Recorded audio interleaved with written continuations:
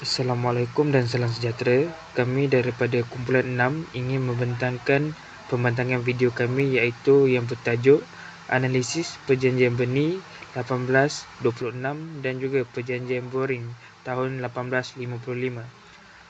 Ahli kumpulan kami terdiri daripada 6 orang ahli kumpulan iaitu saya, Muhammad Syafiq bin Saidul Azhar, Muhammad Ahmad Faizul bin Muhammad Samsuri, Donnie Angel Wilson, Kavinesh Sini, anak perempuan Ramu Naidu, Andrea, anak Rajis dan juga Nicole, anak James Rosley. Pengenalan. Kewujudan pengaruh Syam di negeri-negeri Melayu Utara telah lama wujud dan perkara ini sangat membimbangkan kuasa barat, terutamanya kedudukan British di Pulau Penang serta kepentingan British di Tanah Melayu. Oleh sebab itu, pada Disember 1825, Kapten Berni telah dihantar ke Syam untuk berunding dengan Syam, maka terbentuklah Perjanjian Berni. Kemudian selepas Perjanjian Berni yang dilakukan oleh pemerintah Syam, muncul perjanjian baru dalam usaha mewujudkan hubungan dengan kuasa-kuasa barat. Raja Mongkut telah menandatangani perjanjian dengan pihak barat. Perjanjian pertama ditandatangani oleh pihak barat pada 18 April 1855 yang dipanggil sebagai Perjanjian Boring. Kemudian isi kandungan Perjanjian Berni 1826, pedagang-pedagang British dibenarkan berdagang di Bangkok dan dikenakan cukai yang berpatutan. Mengenai Kedah kekal sebagai tanah jajahan Syam. Sultan Kedah tidak dibenarkan tinggal di Pulau Pinang, Seberang Perai, Perak, Selangor dan Burma. British bertanggungjawab untuk menghalang Sultan Kedah dan pengikut-pengikutnya menjana Syam dan wilayah-wilayahnya. British dibenarkan berdagang di Kedah tapi tidak boleh campur tangan dalam hal ehwal pentadbiran. Syam mengiktiraf kedudukan British di Pulau Pinang dan Seberang Perai. Kemudian mengenai Perak, Syam mengiktiraf kemerdekaan Perak dan Selangor. British dibenarkan berdagang di Perak tapi tidak boleh campur tangan dalam hal ehwal pentadbiran. Syam dibenarkan menghantar wakil antara 40 ke 50 orang ke Perak tetapi tidak dibenarkan menyerang, mengancam dan mencabul Perak. British bertanggungjawab menghalang Selangor menyerang Perak. Mengenai pentahan bunga emas dan lain-lainnya ke Syam, negeri Perak diberikan kebebasan sama ada menghantar atau tidak. Sekiranya Perak bersetuju menghantar ke Syam, maka British tidak berhak untuk menghalang. Kemudian mengenai Kelantan dan Terengganu, Syam berjanji tidak akan mengganggu perdagangan British di Kelantan dan Terengganu. British dibenarkan berdagang di Terengganu tapi tidak boleh campur tangan dalam hal ehwal pentadbiran. Kelantan dan Terengganu akan terus membayar ufti yang serupa bunga emas kepada Syam tiap-tiap 3 tahun sekali.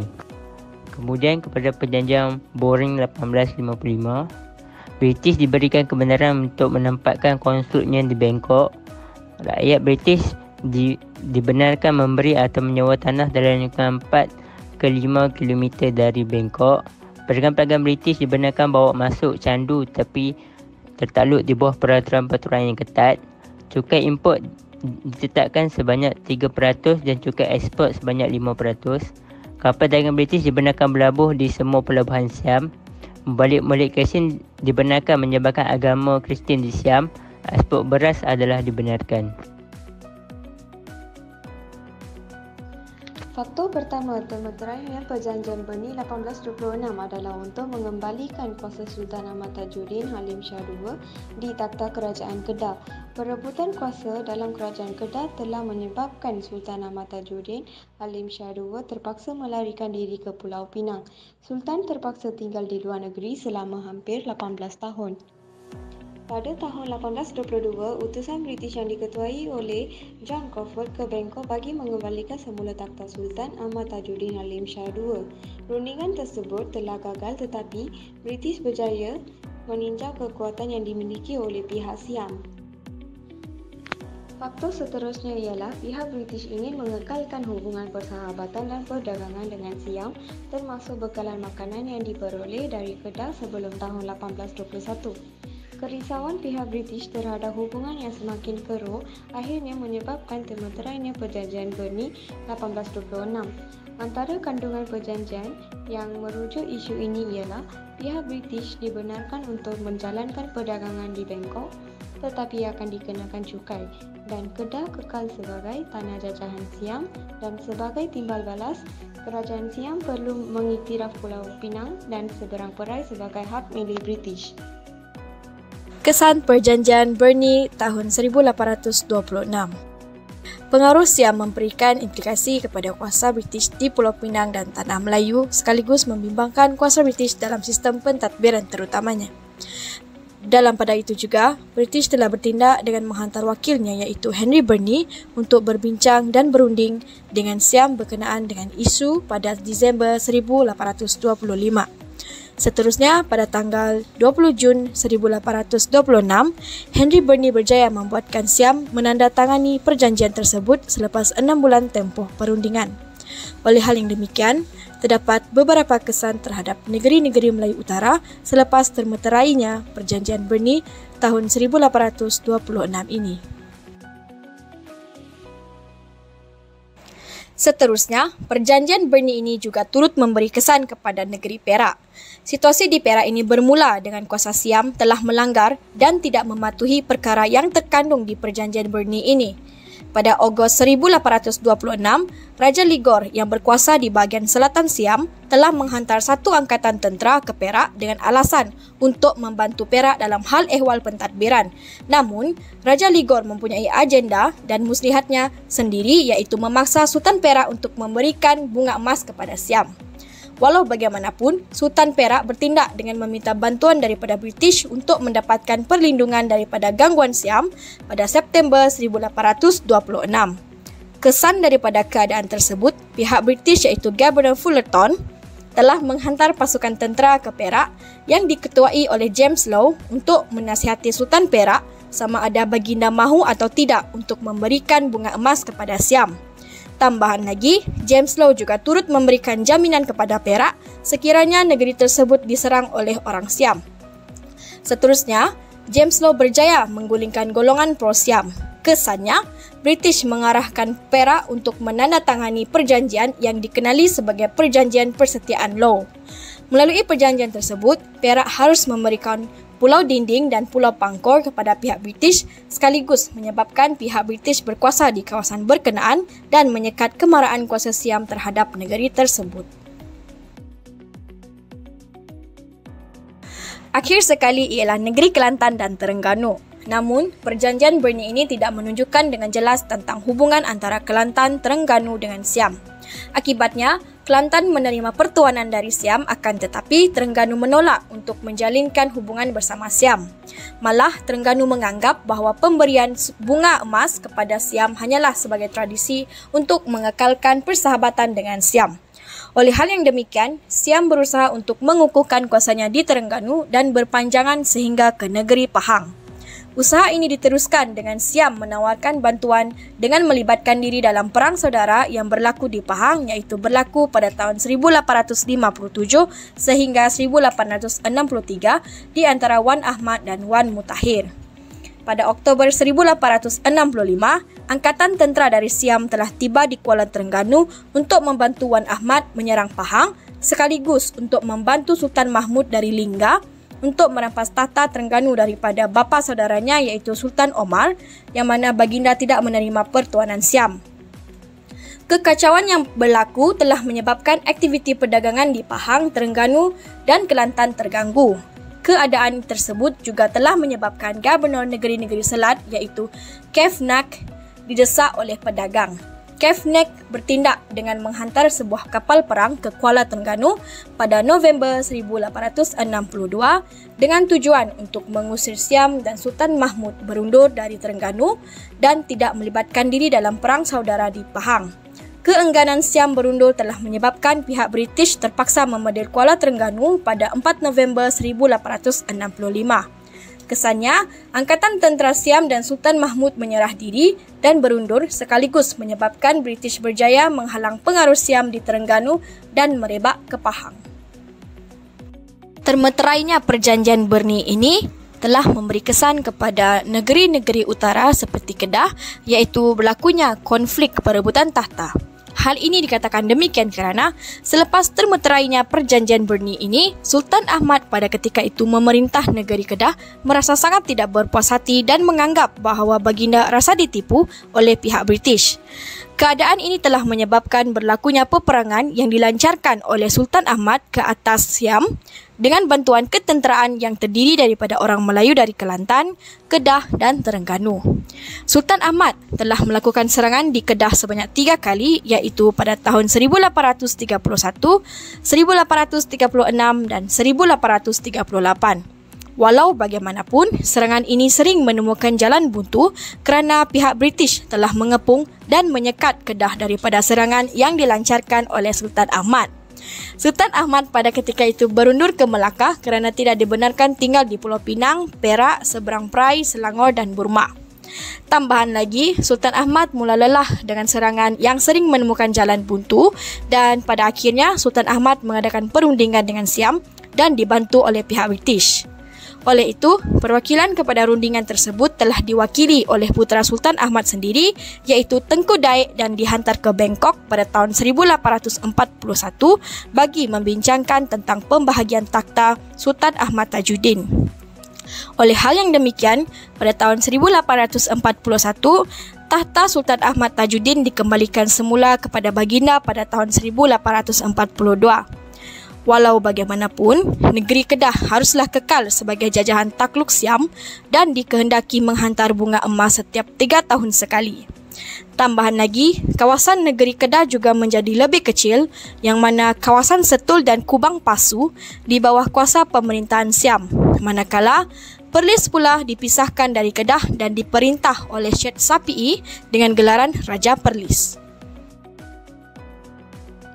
Seterusnya, kesan Perjanjian Boring 1855. Okey, dekat sini kita ada 3 kesan, iaitu kesan politik, kesan ekonomi dan kesan sosial. Yang pertama iaitu kesan politik. Perjanjian Boring menjadi pendamat kepada dasar tutup pintu yang diamalkan oleh Siam sebelumnya. Hasil daripada Perjanjian Boring, Raja Mongkut mengubah corak pentadbirannya dengan mengikut sistem pentadbiran Barat. Raja Mongkut mengambil 84 orang pegawai barat dan ditempatkan di pelbagai jabatan. Ini menunjukkan bahawa pihak British diberikan tugas untuk menguruskan hal ehwal pentadbiran. Raja Mongkut banyak bertolak ansur dengan kuasa-kuasa barat walaupun perkara ini telah merugikan Siam sendiri. Tindakan Raja Mongkut telah menyelamatkan kemerdekaan Siam dan mengurangkan campur tangan kuasa asing. Seterusnya, kesan ekonomi. Raja Mongkut memperkenalkan sistem ekonomi komersial dengan melaksanakan dasar buka pintu. Siam perlu menjalankan perniagaan bebas berdasarkan acuan sistem ekonomi yang telah diamalkan di Barat. Perkembangan pesat dalam bidang pertanian menjadikan penanaman padi dan pengeluaran beras menyumbang kepada bahan perniagaan utama untuk diekspor. Perjanjian Boring telah menyebabkan perkembangan perniagaan di mana sistem ekonomi tukar barang juga digantikan dengan sistem ekonomi wang. Sebagai contoh, Raja Mongkut membina sebuah kilang duit iaitu Royal Mint pada tahun 1860. Pembaruan ekonomi di Siam, maka cukai juga dikemaskini. Penetapan cukai ini telah menarik minat pedagang dari Barat untuk berdagang di Siam. Tambahan pula, kesan sosial. Perkembangan perniagaan menimbulkan kemudahan asas di Bangkok.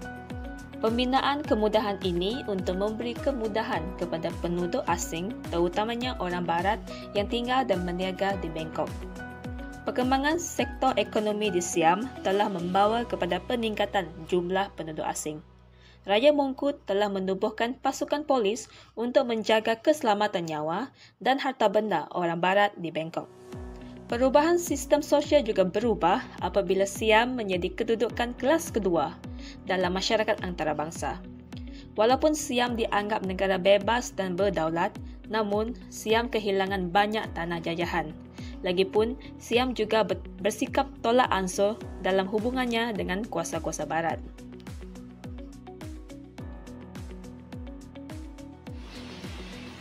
Faktor utama dalam Perjanjian Boring ialah penggabungan hak luar wilayah untuk warga negara Amerika di Siam. Peruntukan ini membenarkan warga Amerika Serikat tertakluk kepada bidang kuasa mahkamah, konsuler Amerika dan bukannya sistem perundangan tempatan. Ekstrateritorial ialah ciri biasa dalam perjanjian dalam tempo ini.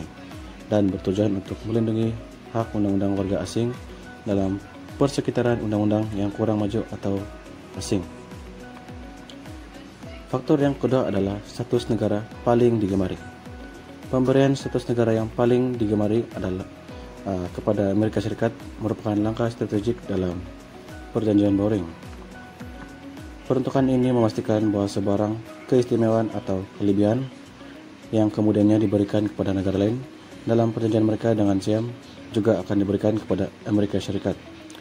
Klausa ini telah diberikan bentuk untuk mendapatkan keadaan yang menggalakkan untuk perdagangan Amerika dan mengekalkan padang yang sama rata dalam landscape persaingan perdagangan antar bangsa. Faktor yang ketiga adalah perdagangan. Perjanjian Bowring bertujuan untuk menggalakkan dan memudahkan perdagangan antara Amerika Serikat dan Siam. Dengan mewujudkan keadaan yang menggalakkan untuk perdagangan, perjanjian itu bertujuan untuk meningkatkan interaksi ekonomi antara kedua-dua negara. Faktor ini adalah kritikal dalam era yang ditandai dengan peningkatan perdagangan global, karena negara berusaha untuk mendapatkan syarat yang berfaedah untuk pedagang mereka di wilayah asing. Faktor yang keempat adalah hubungan diplomatik. Di luar peruntukan ekonominya, Perjanjian Bowring memainkan peranan penting dalam mewujudkan dan mengukuhkan hubungan diplomatik antara Amerika Serikat dan Siam. Perundingan dan mendatangani perjanjian itu menandakan usaha kerjasama dan untuk memupuk persefahaman dan hubungan antara kedua-dua negara. Aspek diplomatik perjanjian ini meletakkan asas untuk interaksi dan kerjasama masa depan, menetapkan nada positif untuk hubungan dua hala. Perjanjian Bowring 1855 dengan tumpuannya pada extraterritoriality, status negara paling digemari, perdagangan dan diplomasi memainkan peranan penting dalam membentuk interaksi antara Amerika Serikat dan Siam. Selain menangani kebimbangan segera, perjanjian ini meletakkan asas untuk hubungan yang lebih komprehensif dan berkekalan, meninggalkan kesan yang berkekalan terhadap hubungan diplomatik, ekonomi, dan undang-undang antara kedua-dua negara. Kesimpulannya, sebuah sejarah panjang telah wujud kesan daripada dua buah perjanjian, iaitu Perjanjian Berni 1856 dan Perjanjian Bowring 1855 yang telah berlaku di zaman pemerintahan Siam. Sudah pasti terdapat beberapa faktor dan kesan yang telah memicu kepada wujudnya perjanjian bagi memenuhi tuntutan kepada perjanjian ini. Namun tanpa kita sedari, melalui perjanjian inilah negara Siam mampu mempertahankan kedaulatannya sehingga hari ini tanpa pernah dijajah oleh mana-mana negara barat. Berikut adalah antara rujukan yang kami gunakan sepanjang menganalisis dua perjanjian ini.